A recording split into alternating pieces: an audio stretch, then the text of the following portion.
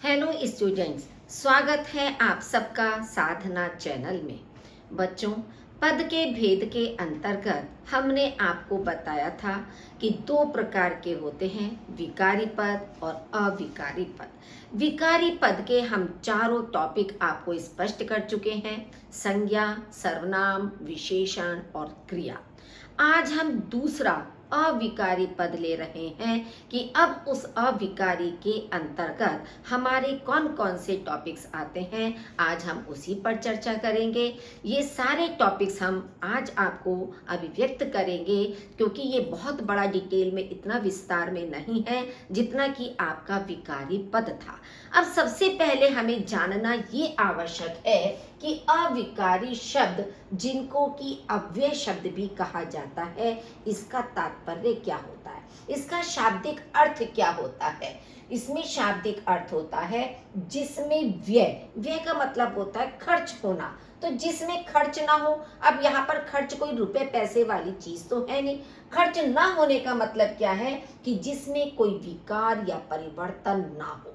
जैसे कि विकारी पदों में हमारा होता था संज्ञा सर्वनाम में कि लिंग, वचन, काल, पुरुष, कारक के अनुसार उनमें परिवर्तन हो जाता था, लेकिन अविकारी या अव्यय पदों में कोई परिवर्तन नहीं होता है, इन पर किसी का कोई प्रभाव नहीं पड़ता है। तो इसकी परिभाषा है कि जो शब्द किसी लिंग, वचन, कारक, काल आदि से प्रभावित न होकर एक रूप में बने रहते हैं, उन्हें अविकारी या अव्यय शब्द कहते हैं। जैसे आज, कब, इधर, किंतु, जब, तब, अतः आदि। अब मान लीजिए जैसे ये शब्द है, आज है, कब है, तो ऐसा तो नहीं है कि आज शब्द पुल्लिंग के लिए अलग होगा, स्त्रीलिंग के लिए अलग होगा, या एक वचन के लिए अलग होगा, बहुवचन के लिए अलग होगा। तो ये शब्द ऐसे शब्द होते हैं कि जिन पर इन सब का कोई भी प्रभाव नहीं पड़ता है, हर रूप में ये एक जैसा ही अर्थ प्रदान करते हैं। चाहे हम उसे पुल्लिंग के साथ प्रयुक्त करें, चाहे हम उसे स्त्रीलिंग के साथ प्रयुक्त करें, चाहे एक व्यक्ति के लिए प्रयुक्त करें, चाहे हम अनेक व्यक्तियों के लिए प्रयुक्त करें, लेकिन ये हमेशा एक जैसा ही अर्थ प्रदान करते हैं। तो ये हमारी अविकारी या अव्यय शब्द की परिभाषा थी। क्योंकि कभी कभी आपकी परीक्षा में पूछ लिया जाता है कि इसके अलग अलग शब्द, जैसे अविकारी है, कहीं कहीं आपको लिखा मिलेगा अविकृत शब्द, तो आप ये सोचोगे उस समय कि ये अविकृत क्या होता है। अविकृत का मतलब अविकारी ही होता है और इसे अव्यय भी कहा जाता है, तीनों इसके नाम हैं। तो कहीं पर किसी प्रश्न में किसी भी नाम से पूछा जाए तो आपके सामने असमंजस की स्थिति ना हो, आप सोचने के लिए विवश ना हो, इसलिए हर अर्थ से आपको अवगत कराया गया है। अब आप देखिए अव्यय के भेद, कि अव्यय के 4 भेद होते हैं, क्रिया विशेषण, संबंध बोधक, समुच्चय बोधक और विस्मयादि बोधक। देखिए मूल रूप से तो अव्यय के हमारे 4 ही भेद होते हैं, लेकिन कहीं कहीं इसका 5वां भेद भी माना जाता है, निपात। हमने निपात इसके साथ इसीलिए नहीं जोड़ा है क्योंकि इसको मुख्य रूप से नहीं माना जाता है और ना ही उसका बहुत ज्यादा कोई व्याख्या है, क्योंकि निपात के जो भी शब्द हमारे होते हैं वो इन सारे भेदों के अंतर्गत भी आ जाते हैं। तो कुछ लोग तो उसको 5वें रूप में मानते हैं और कुछ उसे नहीं मानते हैं, लेकिन हम उसकी जानकारी आपको अवश्य देंगे लास्ट में कि निपात क्या होते हैं, कैसे पहचाने जाए। लेकिन हमने इसके साथ इसीलिए नहीं लिया है कि कहीं आप भी कंफ्यूज ना हो कि एग्जाम में आपसे पूछा जाए कि अव्यय के कितने भेद होते हैं तो आप वहां पर 5 भेद लिख दें। तो ये मूल रूप से आपके 4 ही भेद होते हैं। तो आज इस क्लास में हम सबसे पहला भेद क्रिया विशेषण को पढ़ेंगे। तो क्रिया विशेषण क्या है कि जो शब्द क्रिया की विशेषता बताते हैं उन्हें क्रिया विशेषण अव्यय कहते हैं। अब देखिए विशेषण और क्रिया विशेषण दोनों में क्या अंतर है, कि वहां पर भी कभी कभी हमारे सामने कंफ्यूजन की स्थिति हो जाती है कि दोनों में हम कैसे पहचान करें। आपको ध्यान रखना है कि जो शब्द संज्ञा या सर्वनाम शब्द से पहले प्रयुक्त होकर उसकी विशेषता बताते हैं वो विशेषण होते हैं, और जो क्रिया से पहले उसकी विशेषता बताने वाले शब्द होते हैं उन्हें क्रिया विशेषण कहा जाता है। इसीलिए इसका नाम रखा गया है क्रिया विशेषण, यानी क्रिया की विशेषता बताने वाले शब्द। अब क्रिया विशेषण के भेद। अर्थ की दृष्टि से क्रिया विशेषण 4 प्रकार के होते हैं। देखिए, वैसे तो 4 ही प्रकार के क्रिया विशेषण माने जाते हैं, होते हैं, लेकिन आजकल आपकी प्रतियोगी परीक्षाओं में थोड़ा सा और गहन अध्ययन के आधार पर प्रश्न पूछे जाने लगे हैं, तो इसलिए हमने इसको अलग अलग समझाने का प्रयास किया है कि अर्थ के आधार पर क्रिया विशेषण के 4 भेद होते हैं। कौन कौन से होते हैं? कालवाचक क्रिया विशेषण, स्थानवाचक, काल का मतलब समय का बोध कराने वाले, स्थान वाचक यानी कि स्थान का बोध कराने वाले, रीतिवाचक यानी कि किसी कार्य की प्रकृति से अवगत कराने वाले, और परिमाणवाचक यानी कि मात्रा का बोध कराने वाले। ये हमारे 4 प्रकार के क्रिया विशेषण होते हैं। अब एक एक करके हम समझेंगे इन चारों भेदों को। कालवाचक क्रिया विशेषण। देखिए, जैसा कि काल शब्द से ही हमें स्पष्ट हो रहा है, काल का मतलब होता है समय। तो समय हमारे इसी से स्पष्ट हो रहा है कि जिस शब्द से क्रिया करने के समय का बोध होता है उसे कालवाचक क्रिया विशेषण कहते हैं। कि मतलब क्रिया किस समय संपन्न हो रही है, तो क्रिया के समय का ज्ञान जिससे हमें होता है उसे हम कालवाचक क्रिया विशेषण कहते हैं। जैसे कल, परसों, दिन भर, रोजाना, कभी कभी, अभी, सुबह, शाम आदि। ये जितने भी शब्द हैं इनसे आप देखेंगे कि हमें समय का ज्ञान हो रहा है कि वह कल आएगा, कल समय हो गया, परसों आएगा, परसों समय हो गया। तो ये सारे समय का बोध कराने वाले शब्द हैं। पहचान के लिए क्या है कि क्रिया में कब लगाने से जो उत्तर मिले वह कालवाचक क्रिया विशेषण होता है। कि अगर हम क्रिया में कब शब्द का प्रयोग करके प्रश्न कर रहे हैं तो उससे हमें जो उत्तर मिलता है वह हमारा कालवाचक क्रिया विशेषण होता है। अब एग्जाम्पल देखिए, रोहन प्रतिदिन पढ़ता है।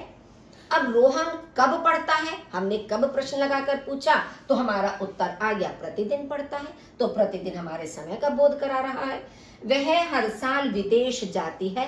वह विदेश कब जाती है, हर साल जाती है, तो हर साल आपका समय का बोध करा रहा है। मेरा भाई आज दिल्ली जाएगा। मेरा भाई मतलब कब दिल्ली जाएगा, आज जाएगा, तो आज आप समय का बोध करा रहा है। काव्या अभी गई है। कब गई है, अभी गई है, तो अभी शब्द जो है वो समय का बोध करा रहा है। हर्ष दिन भर खेलता है। हर्ष कब खेलता है, दिन भर खेलता है, तो दिन भर आप समय का बोध करा रहा है। वे कल पहुंच रहे हैं। कब पहुंच रहे हैं, कल पहुंच रहे हैं, यानी कि आने वाला जो कल है वे कल बीता हुआ भी हो सकता है, कल आने वाला भी हो सकता है। दोनों ही कल हमारे समय का बोध करा रहे हैं। तो इस तरह से आपने इन उदाहरणों के माध्यम से समझा कि अगर हम क्रिया में कब लगाकर प्रश्न करें तो उससे हमारा कालवाचक आ जाता है। और वैसे तो साधारण रूप से आम बोलचाल की भाषा है, तो शब्द या वाक्य पढ़कर भी हमें समय का ज्ञान हो जाता है। सेकंड है आपका, अभी देखिए, कालवाचक क्रिया विशेषण के 3 उपभेद होते हैं। इसके भी 3 उपभेद होते हैं, समयवाचक, अवधिवाचक और बारंबारता वाचक। देखिए कि जैसे समयवाचक है आज, कल, परसों, अभी, कभी, अब, जब, प्रातः, साथ, सुबह, दोपहर, तुरंत आदि। अब ये जितने भी शब्द हैं आपके, ये एक तरह से आपके विशेष समय का संकेत दे रहे हैं, विशेष समय का बोध करा रहे हैं। तो ये आपका जैसे आज है तो इसका मतलब है कि आज या कल या परसों, तो एक विशेष समय का बोध इनसे हमारा हो रहा है, तो इसलिए ये हमारे समयवाचक कहलाते हैं। अवधिवाचक में जैसे रात भर। अब रात भर का मतलब क्या है कि पूरी रात, की जब से रात स्टार्ट हुई है और जब तक रात समाप्त हो रही है तो रात भर, तो ये हमारी एक अवधि का बोध है। दिन भर, दिन भर का मतलब हो गया कि सुबह से लेकर शाम तक, जब तक कि दिन आपका छिप रहा है तो दिन भर हो गया। आज कल, अब आज कल का मतलब क्या है कि वो कोई भी दिन हो सकता है आपका, कि आजकल उसके बहुत चर्चे हैं, यानी कि एक लंबा समय अवधि। नित्य, सदैव, हमेशा, सर्वदा, लगातार। अब इसमें कुछ शब्द आपके ऐसे हैं जैसे सदैव है, हमेशा है, सर्वदा है, तीनों का अर्थ सेम है, एक ही मीनिंग है तीनों का, यानी कि हमेशा, लेकिन तीनों शब्द अलग अलग रूप में प्रयुक्त हो सकते हैं, हमें मालूम होना चाहिए। अब जैसे लगातार है, सतत है, निरंतर है, तीनों का एक ही अर्थ है, बस शब्द हमें अलग अलग दिखाई दे रहे हैं, लेकिन अर्थ तीनों का एक ही है, लगातार या निरंतर। अब सारे दिन, अब तक, कभी ना कभी, तो ये सब क्या है कि एक विशेष समय का ना करके एक अवधि का बोध करा रहे हैं, तो ये हमारे अवधिवाचक में आते हैं। बारंबारता, बारंबारता का मतलब है बार बार, जैसे हम कहते हैं प्रतिदिन, प्रतिदिन का मतलब है रोज, हर दिन। बार बार, बहुधा, बहुधा का मतलब है अनेक बार, अक्सर, हर बार, कई बार, ज्यादातर, रोज, घड़ी घड़ी। तो इन शब्दों को पढ़कर ही हमें लग रहा है कि बार बार उस शब्द का प्रयोग किया जा रहा है, या हर बार के समय के लिए उसका प्रयोग किया जा रहा है। हालांकि ये जितने भी सारे आपके शब्द हैं, एक इसलिए कि बाय द वे आपसे पूछ लिया जाए कि इसमें अवधिवाचक कौन सा है या बारंबारता कौन सा है, लेकिन ये प्रश्न कम आते हैं, लेकिन आपकी जानकारी में होना चाहिए। मेन चीज आपका ये होता है कि जितने भी शब्द हमने लिखे, चाहे समय में, चाहे अवधि में, चाहे बारंबारता में, इन शब्दों को आपको ध्यान में रखना है, इनको अच्छी तरह से रट लीजिए कि ये सारे शब्द हमारे किस में आते हैं, कालवाचक क्रिया विशेषण के अंतर्गत आते हैं। तो थोड़ी सी पहचान आप ध्यान में रख लेंगे तो कोई ऐसी मुश्किल चीज आपकी नहीं है। वैसे अक्सर प्रश्न आपका केवल इतना आता है कि इसमें कालवाचक क्रिया विशेषण कौन सा है, या इसमें कौन से क्रिया विशेषण का प्रयोग किया गया है, लेकिन फिर भी अगर अचानक पूछ लिया जाए, क्योंकि एग्जामिनर के मूड का कुछ पता नहीं होता है कि कब वो किस रूप में आपसे प्रश्न पूछ ले, तो इसलिए हमें जानकारी हर चीज की होनी चाहिए। सेकंड है आपका स्थानवाचक क्रिया विशेषण। अब देखिए, स्थान शब्द से ही हमें पता चल रहा है कि जगह का बोध जिससे, तो जिस क्रिया विशेषण से क्रिया की स्थिति या दिशा का बोध हो उसे स्थानवाचक क्रिया विशेषण कहते हैं।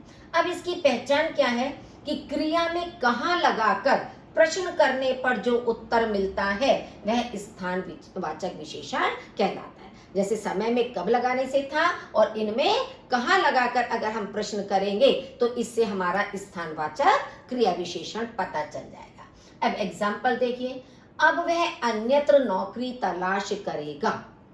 नौकरी कहाँ तलाश करेगा, अन्यत्र। अन्यत्र का मतलब दूसरी जगह, कि चाहे तो उसकी नौकरी चली गई है या वह नौकरी को छोड़ना चाहता है, उसे पसंद नहीं आ रही है, तो कहाँ तलाश करेगा, अन्यत्र करेगा। अन्यत्र हमारा स्थानवाचक हो गया। हम बाहर जाएंगे, कहाँ जाएंगे, बाहर जाएंगे, बाहर स्थानवाचक हो गया। ईश्वर सर्वत्र विद्यमान है, कहाँ विद्यमान है, सर्वत्र। सर्वत्र का मतलब होता है सब जगह, हर जगह विद्यमान है ईश्वर। हरियाली चारों ओर फैली है, हरियाली कहाँ फैली है, चारों ओर, तो चारों ओर आपका स्थानवाचक हो गया। इधर उधर देखो तभी सड़क पार करो, इधर उधर कहाँ देखो, इधर उधर देखो। मेरे घर के पीछे पेड़ है, पेड़ कहाँ है, घर के पीछे। तो इस तरह से ये सारे शब्द हमारे स्थान का बोध करा रहे हैं।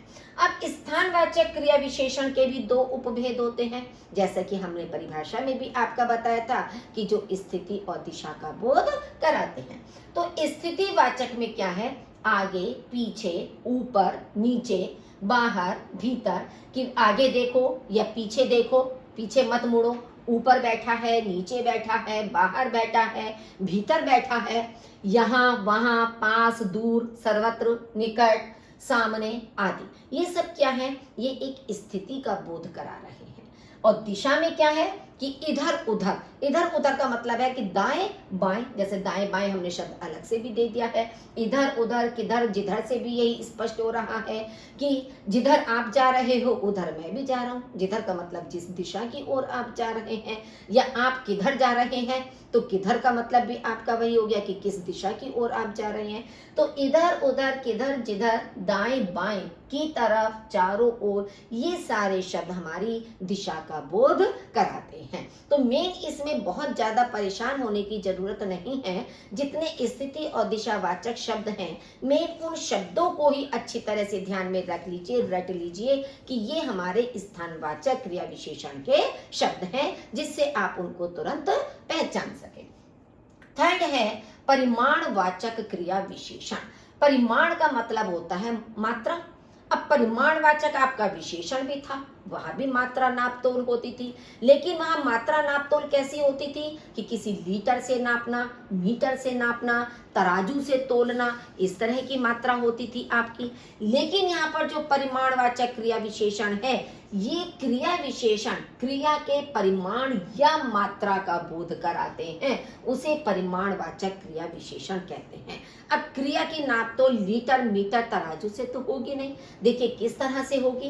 पहचान, क्रिया में कितना, कितनी, कितने शब्द लगाकर प्रश्न करने से जो उत्तर मिलता है वह परिमाणवाचक क्रिया विशेषण कहलाता है।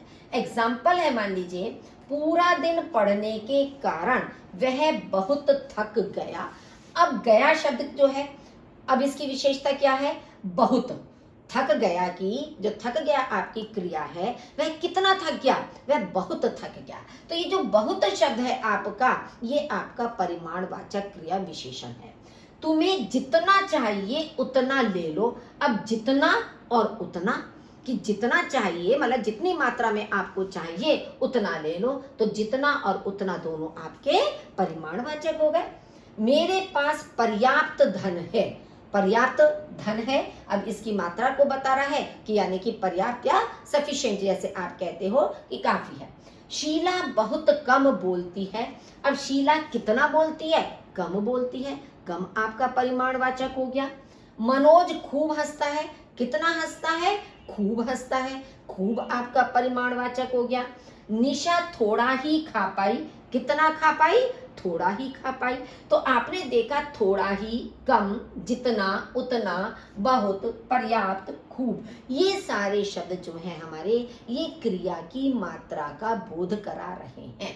अब इस परिमाणवाचक क्रिया विशेषण के भी 5 उपभेद होते हैं।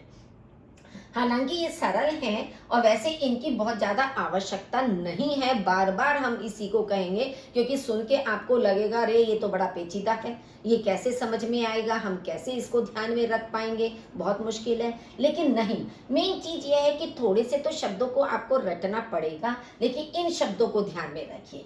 जैसे कि अधिकता बोधक से ही स्पष्ट हो रहा, अधिक का मतलब है अधिक मात्रा, जैसे बहुत, खूब, अत्यंत, भारी, अधिक, अति, पूर्ण।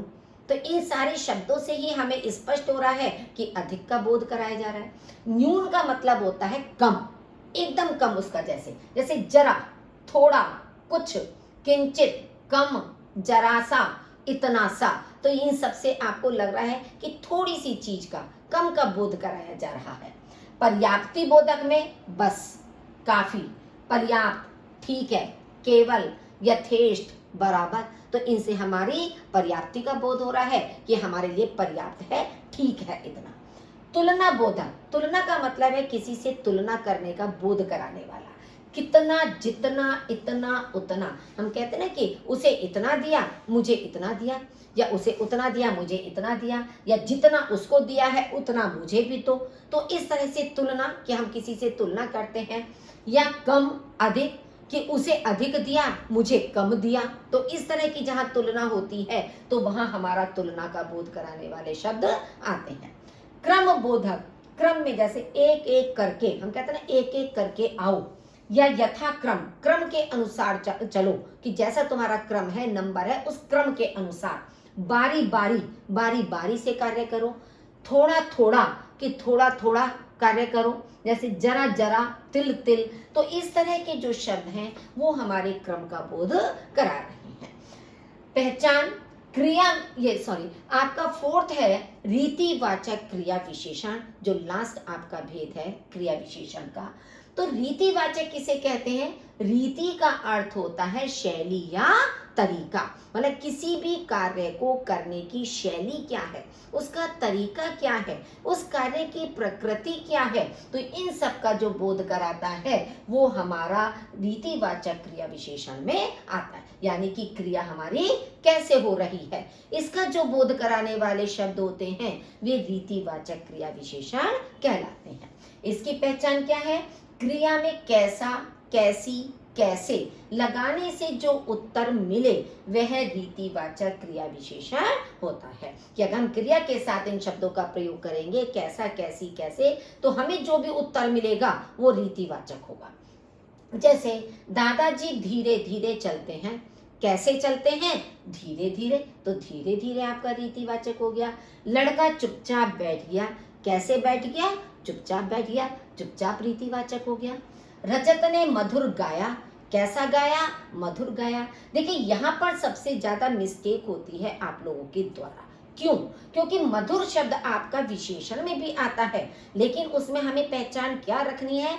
अगर हमारा वाक्य होता रजत ने मधुर गीत गाया, अगर हम कहते तो गीत संज्ञा शब्द से पहले अगर मधुर आता तो ये आपका गुणवाचक विशेषण हो जाता, लेकिन ये गाया क्रिया से पहले मधुर आ रहा है तो ये आपका रीतिवाचक क्रिया विशेषण होगा। इसी तरह से तेज शब्द भी होता है कि वह तेज दौड़ा, तो तेज आपका रीतिवाचक हो गया, और तेज स्वभाव वाला, तो वहां तेज शब्द आपका गुणवाचक विशेषण हो जाएगा। तो कुछ शब्द ऐसे होते हैं हमारे जो कि हमारे विशेषण में भी प्रयुक्त होते हैं और हमारे क्रिया विशेषण में भी प्रयुक्त होते हैं, लेकिन हमें ध्यान केवल ये रखना है कि अगर संज्ञा सर्वनाम से पहले आ रहा है तो विशेषण होगा और क्रिया से पहले आ रहा है तो क्रिया विशेषण होगा। हिमांशु तेज दौड़ा।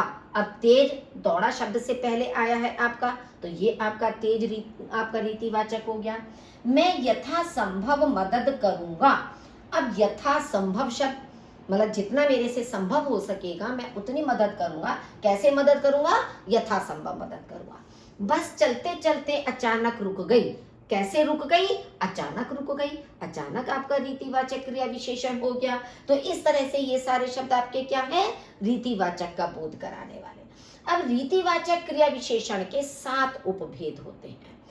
कारण बोधक, कि जहां कोई कारण दिया हुआ होता है, अतएव, अतः, इसलिए, अंततः आदि। कि वर्षा हो रही थी इसलिए मैं विद्यालय नहीं आ सका, तो ये हमारे कारण का बोध कराते हैं। अतएव, अतः, इसलिए, अंततः, सबका एक ही मीनिंग है, कोई अलग से अर्थ नहीं है। तो ये सारे शब्द हमारे कारण का बोध कराते हैं। निषेध बोधक, मत, नहीं, ना आदि, ये सबसे ज्यादा इंपॉर्टेंट आपका पॉइंट है। क्योंकि हम नहीं समझ पाते कि जो हमारा निगेटिव सेंटेंस होता है, नहीं या ना होता है, ये हमारा रीतिवाचक में आता है और इसमें से प्रश्न आपकी परीक्षा में अवश्य आता है कि वह विद्यालय नहीं गया। नहीं शब्द आपका अंडरलाइन किया, रेखांकित है कि ये कौन सा क्रिया विशेषण है। तो ये आपको स्पेशली ध्यान रखना है कि ये हमारे मत, नहीं, ना, निषेध का बोध कराने वाले जो शब्द होते हैं ये रीतिवाचक क्रिया विशेषण में ही आते हैं। निश्चय बोधक, वस्तुतः, सचमुच, मुख्यतः, बेशक, निसंदेह, ये क्या है? ये हमारे किसी निश्चय का बोध करा रहे हैं। कहते हैं ना कि वास्तव में, सचमुच ऐसा हुआ, यानी कि हम निश्चय है हमें उसका। मुख्यतः या बेशक, ये सब हमारे निश्चय का बोध कराते हैं। अनिश्चय बोधक, यथासंभव, यथाशक्ति, संभवतः, शायद, कदाचित, कि शायद वह आ जाए, कदाचित वह यह कार्य कर ले। तो इसमें क्या है? हमें कोई निश्चय का बोध नहीं हो रहा है। प्रकार बोधक, अचानक, सबसे ज्यादा शब्द आपके प्रकार में ही आते हैं। अचानक, सहसा, दोनों का एक ही मतलब है, सहसा और अचानक का। सहज, धीरे धीरे, एकाएक, शांति से, हंसता हुआ, ध्यान पूर्वक, जैसे तैसे, विनय पूर्वक, यूं ही, धड़ाधड़, झटपट, उसने झटपट कार्य पूरा कर लिया। तो ये सब क्या है? ये कार्य करने के तरीके को दिखा रहे हैं, उसकी शैली को दिखा रहे हैं। तो ये प्रकार बोधक होते हैं। स्वीकार बोधक, हाँ, जी, ठीक, सच, जी हाँ, अवश्य, जरूर आदि। ये सब क्या है कि जैसे हम किसी की चीज को स्वीकार करते हैं, एक्सेप्ट करते हैं, तब हम कहते हैं ना कि हाँ, जी, या ठीक है, सच है, अवश्य। तो इस तरह के शब्द हमारे स्वीकार बोधक में आते हैं। अब धारणा बोधक, तो, ही, भी, भर, तक, मात्र आदि। अब आप देखेंगे कि आगे हम लास्ट में आपको बताएंगे जब निपात, तो ये जो अवधारणा बोधक है इसमें ये जितने भी शब्द आपके आए हैं ये सब निपात के ही शब्द हैं, इसलिए हम उसको अलग भेद के रूप में निपात को नहीं लेते हैं। और मैंने स्टार्टिंग में आपसे कहा भी था कि निपात के जो भेद हैं वो भी अधिकांश आपके इसी में आ जाते हैं। और आप देखिए अवधारणा बोधक में सारे यही शब्द आ गए जो हमारे निपात में आते थे। फिर भी मैं एक लाइन में आपको स्पष्ट करूंगी और एक लाइन से ही आपको समझ में आ जाएगा। अब दूसरा देखिए, रूप रचना की दृष्टि से क्रिया विशेषण के भेद। रचना के आधार पर क्रिया विशेषण दो प्रकार के होते हैं। मूल क्रिया विशेषण, जो क्रिया विशेषण किसी दूसरे शब्द से नहीं बने मूल क्रिया विशेषण कहलाते हैं। जैसे यहाँ, इधर, आज, बस, नीचे, ऊपर, यत्र, तत्। अब आप देख रहे हैं कि ये अपने में पूरा शब्द है, इसमें किसी दूसरे ना तो प्रत्यय की आवश्यकता पड़ी ना किसी दूसरे शब्द की आवश्यकता पड़ी, ये केवल अपने आप ही बने हैं, ये मूल शब्द हैं, तो इन्हें हम मूल क्रिया विशेषण कहते हैं। अब यौगिक क्रिया विशेषण, देखिए यौगिक शब्द हम आपको कई बार बता चुके हैं। यौगिक का मतलब है कि दो चीजों के मिलने से बना हुआ शब्द। तो जो क्रिया विशेषण किसी दूसरे शब्द की सहायता से बनते हैं यौगिक क्रिया विशेषण कहलाते हैं। जैसे रात भर, अब देखिए रात और भर दो शब्दों से मिलकर बना है। हर बार, हर और बार, यहाँ तक, बारी बारी, साथ साथ, ध्यान पूर्वक, ये सब क्या है? ये सब हमारे यौगिक क्रिया विशेषण हैं। हालांकि ये सारे शब्द चाहे मूल क्रिया विशेषण हो चाहे यौगिक क्रिया विशेषण हो, ये आपके ऊपर के चारों भेदों के अंतर्गत शब्द आ चुके हैं, इनमें से कोई अलग से शब्द नहीं है। केवल मात्र हमने किस लिए बताए हैं कि अगर एग्जाम में आपसे पूछा जाए कि रचना की दृष्टि से क्रिया विशेषण के कितने भेद होते हैं तो आपको मालूम होना चाहिए कि दो भेद होते हैं।